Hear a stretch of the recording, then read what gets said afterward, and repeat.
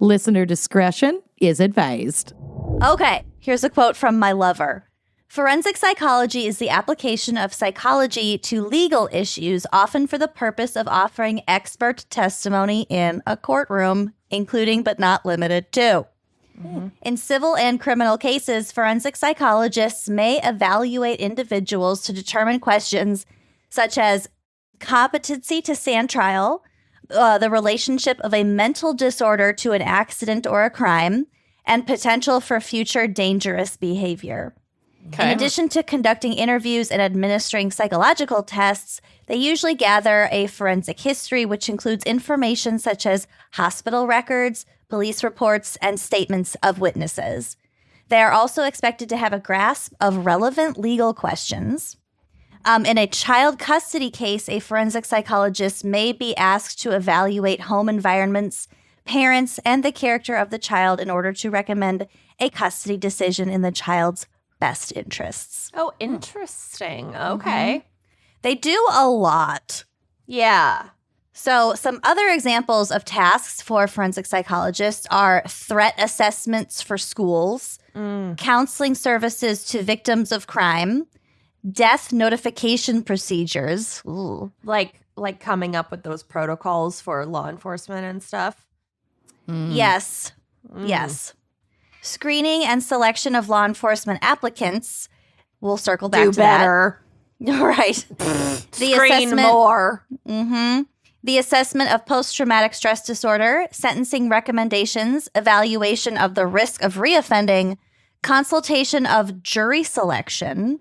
So like if lawyers have questions about or want to learn more about the strategies behind jury selection. Yeah. That would be where forensic psychology comes in. Interesting. Witness preparation, designing correctional programs, expert witness testimony, like we said, and the delivery and evaluation of intervention and treatment programs for juvenile and adult offenders. Wow. So there can be a lot of different specialties within it, or I guess some people do it all, but that would be really tough. Yeah, a lot of different specialties. Mm-hmm. Here's a fun fact for you that we've talked about forensics so much, but I never knew this. The word forensic comes from the Latin word forensis, meaning of the forum, and the forum was where the law courts of ancient Rome were held. Okay, so always having to do with law. Mm-hmm. Yeah, forensic. Mm-hmm. And not having to do with foreskins. Necessarily. No. Mm-hmm. Well, we have a whole episode about that. Mm-hmm.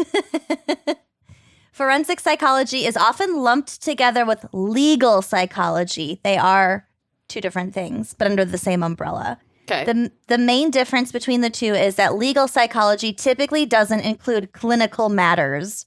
That is to say, research involving clinical psychology, such as mental illness, competency, the insanity defense, which we'll get to also, offender profiling, etc., is typically categorized as forensic psychology and not legal psychology. So a legal psychologist might study things like eyewitness testimony or jury decision making. Cool. Okay. So how the jury makes their decisions. Right. So when it comes to consultation, like I mentioned, as a forensic psychologist might do, a legal psychologist might do the same thing. Okay. So there but is when overlap. it comes to like the offending side of things, it would be more forensic. Yeah, I think so. Yeah. Okay. So this is from the APA. Arguably, one of the most interesting assessments for a forensic psychologist is assessment in mens rea cases, aka insanity cases. AKA that part in Legally Blonde. Yeah. Yeah. The only reason I know that word. Yep. Perm science. In the U.S., a person cannot be held responsible for a crime. Raymond. Speaking of insanity, mens rea. Ray. Mens rea. Okay, a person cannot be held responsible for a crime if they did not possess a guilty mind, which is what mens rea means. Guilty mind. Got it. Yep. At the time the criminal act was committed. There are several conditions in which the law recognizes that a guilty mind is absent, So, like, for example, if it was in self-defense, insanity is not a psychological term, but a legal one, because it is an insensitive term if we're using that in a medical sense. Yeah. The standard for insanity is determined by each state, and there is also a federal standard. A common standard is whether the person knew what they were doing is wrong. The forensic psychologist has to determine not how the person is functioning at that present moment, but their mental state at the time of the crime. Thus, much of the forensic psychologist's work is retrospective and must rely on third-party information, collateral contacts, and written communications, such as statements made at the time of the crime.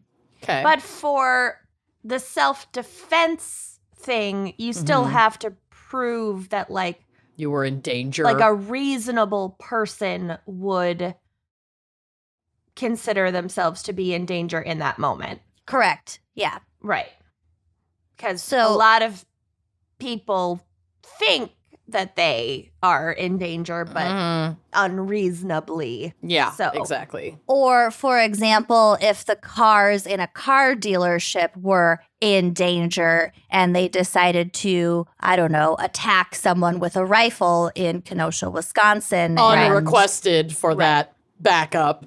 Right. That fucking judge, man. That judge should be removed from the bench. That guy is forever. It's so blatant. Yeah. Yeah. It's fucking bad. It's really gross. Really fucking bad. Anyway. That was exactly where my mind was. So you read my mind. Okay. For the first time ever. Yeah, that never happens. We're never aligned on any of these things. Well, we share a mens rea. A guilty mind. So I got a little bit of history for us. Ooh. Let's go all the way back. Herstory. Herstory. It's actually very much his story. All the way back to 1862 in Germany, where Wilhelm Wundt, there's a photo on the drive. He won't be held responsible. She was touching her face. Okay, there's a photo on the drive, which will be on the blog. I think he's adorable. Show me. Look, he's at the bottom, Wilhelm Wundt. He's got like that old man? The old man. He looks like an owl. He is like a little owl. He does look like an angry owl. He looks like my great-grandfather. There were His glasses are so small. There were several portraits of him, and the ones that are like face on, he's like a little bit wonky-eyed. Yeah. Face on. Apply directly to the forehead. I just think he's precious.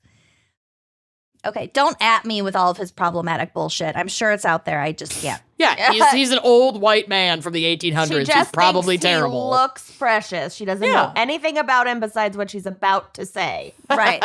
Right. I'm sure he was abusive, whatever.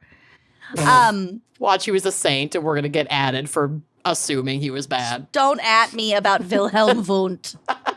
For the last time. Won't read it. Okay, so 1862, he offered the first course ever taught in scientific psychology. Until then, psychology had been regarded as a branch of philosophy and therefore was conducted primarily by rational analysis. The rationalists. The reasonableists. He wasn't having any of that.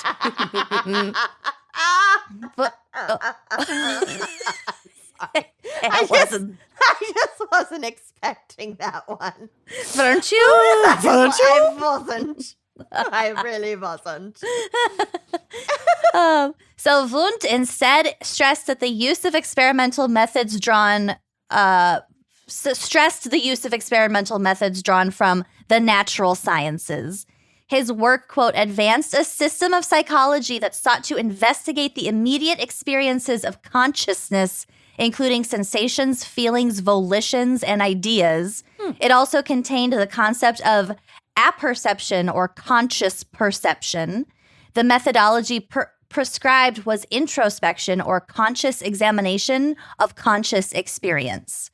Okay. So this sounds kind of like duh, but they hadn't explicitly studied those things in like like a lab before. He went on to develop the first psychological lab in the world at the University of Leipzig in 1879. And they went leaps and bounds. Leaps. Above everyone else. American students traveled to Germany to study with him, and when they returned home, a lot of them had questions about how psychology relates to law, for example, in giving testimonies or regarding an individual's functional capacity. So it is pretty mind-boggling how recent Yeah. these concepts are. Yeah. yeah. I mean, I Recent. know that like there were things adjacent to this in like, you know, fucking ancient Babylon. I'm sure like Sure. some people couldn't be held responsible for their actions because they were deemed insane. But that like, was a philosophical right. thing, not science. Yeah, Mhm. not like medical really. Mhm. Yeah. Like we Interesting. haven't applied science to a lot of aspects in our collective life Mhm. until real recently. Yeah. And It's- some of us still don't. Yeah. Humanity What's your is fucking very vaccine? young and stupid. There's Yeah. a lot we're just barely figuring out. It's a little rough. But I guess if you think about like moral issues, like the vaccine shouldn't be a moral issue, but or like abortion. Mhm. For a lot of people, that is science. Mhm. It's black and white, and for a lot of people, it is a question of philosophy. Mhm. So I think that you can identify a lot of things in our current society now that you might not think could fall into a category like this, but maybe in 100 years we're going to have a completely different view of perception. it. Yeah. Totally. Yeah. I mean, even the Catholic Church back in the day didn't believe that life began at conception. They thought it began at the quickening or the first breath. Mhm. It is a political issue, and Moving I on. feel like And we never get political on Yeah, this that's show. not what the show is No. about. yeah, let's leave politics at the door. Nah. Okay, I got a big old basket by my door. A basket of politics. Basket of fucks. So this is from a website called Very Well Mind. Okay. Very well mind. Very well mind. Very well mind. James McKean Cattle conducted some of the earliest research on the psychology of testimony. He posed a series of questions to students at Columbia University, asking them to provide a response and rate their degree of confidence in their answer. He found a surprising degree of inaccuracy, inspiring other psychologists to conduct their own experiments in eyewitness testimony. That was a little bit taken out of context. He was James Cattell was doing research on eyewitness testimony. And then Okay. was like, how certain are you that you saw what you saw? Right. Yeah, I feel like we all did this in like sociology, psychology 101, Mhm. like Yeah, have for little sure. experiments. Memory Um, fucks with shit. You don't see what you think you saw all the time. Mhm. Context And I changes feel like under everything. stress, well, we'll get to it.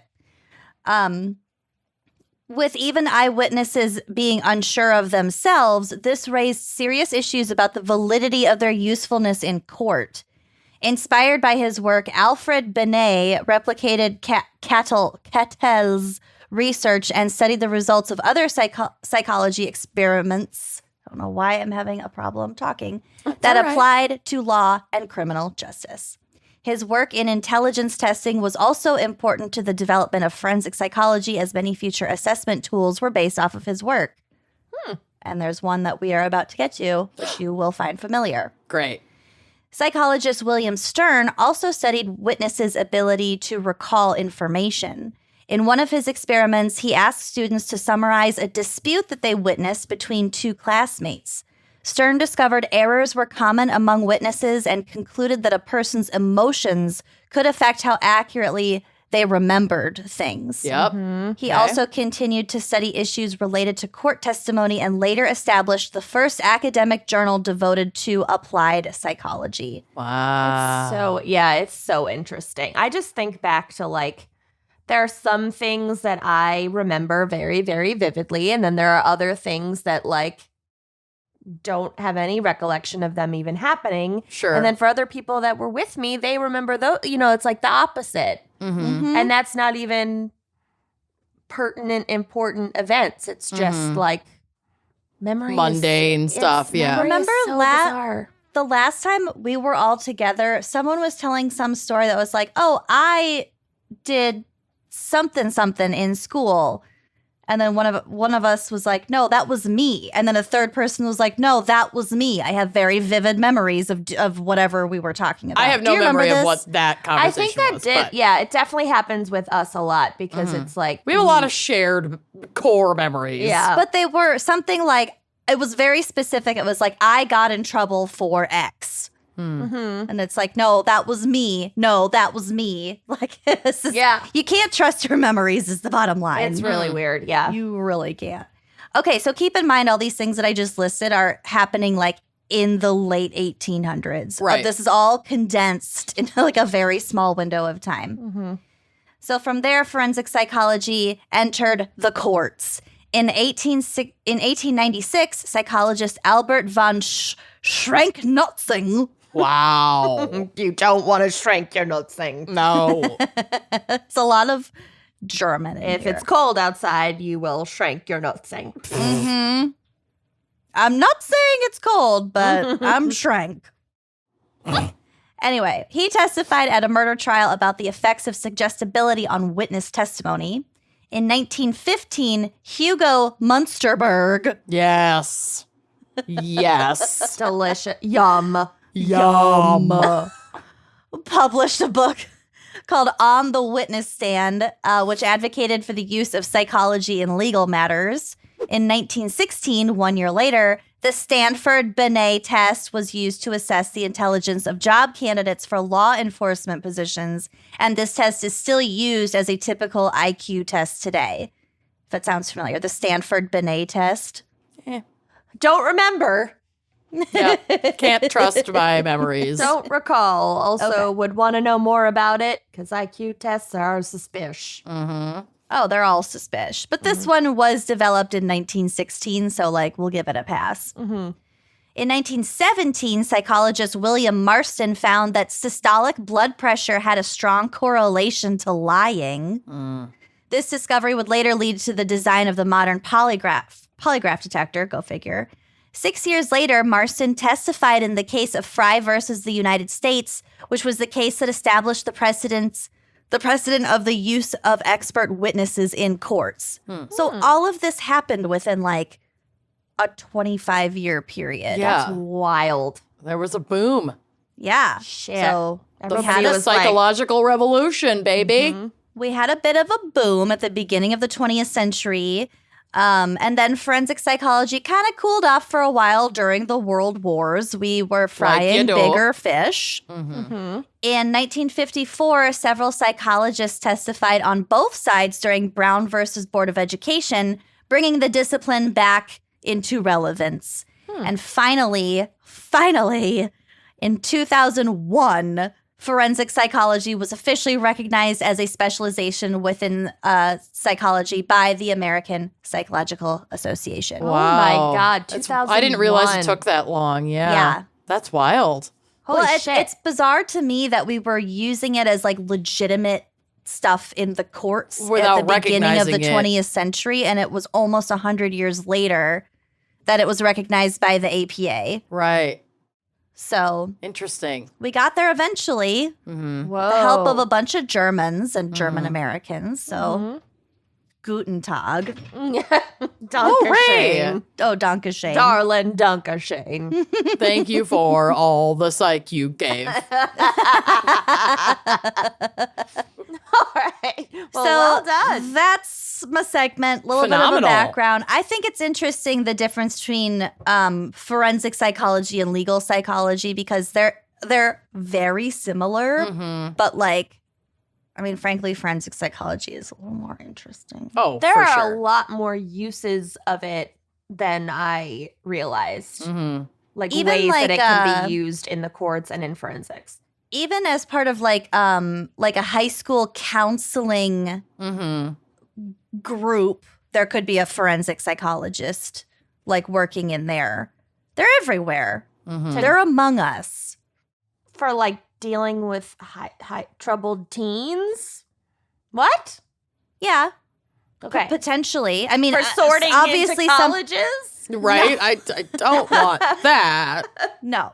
For students who are having legal troubles, Okay. which, or it could go back to the like a child custody situation. I was going to say like a CPS or custody intervention Right. that could be Yeah. applicable for sure. So really, there are a lot of applications for forensic psychology related to the court system, but as we know from doing this show, the court system touches so many different areas, Right. all sorts of given areas in anyone's life. So Right. So if you think of forensic as a term that just pertains the application of psychology to the justice or judicial system, then yeah, it's going to have a wide reach. Yeah. I think a lot of times we say forensic in the context of criminality. Right. Solving a it's not crime, collecting necessarily. evidence. Yeah, exactly. It's just related to the court. Okay. So, As we learned from the etymology. Yeah. yes. Love. Well Well done. Of ancient Rome. Thanks. I learn so much from you when I'm